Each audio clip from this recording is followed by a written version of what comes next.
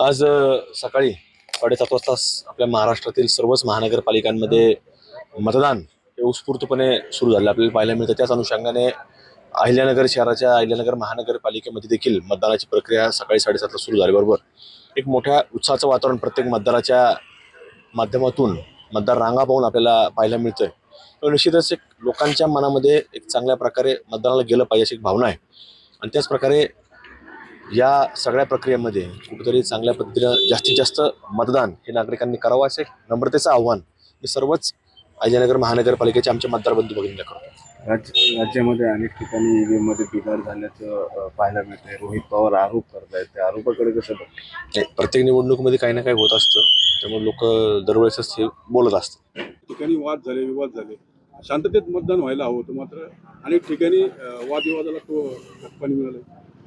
नाही, आपण पाहतो की काही काही ठिकाणी असे अनुचित प्रकार काही घडत असतात, त्याच्यामध्ये काही वेगळ्या शक्ती, बाह्य शक्ती त्याला प्रयत्न करत असतात की अशा घटना घडून आणल्या पाहिजे आणि काही लोक बाहेर येऊन या ठिकाणी वातावरण अशांतता निर्माण करायचा प्रयत्न करतात। त्याच्यातनं त्यांना स्वतःच्या बाबतीमध्ये कुठेतरी भीती जाणवती की आपण कुठेतरी अडचणीत आहोत, जनता आपल्याला कौल देणार नाही, मग जनता मतदानालाच बाहेर नाही आली पाहिजे। त्यामुळे कुठेतरी असे अशांतता करणारे काही लोक हे अहिल्यानगर शहराच्या आजूबाजूच्या काही तालुक्यातून या ठिकाणी येत आहेत।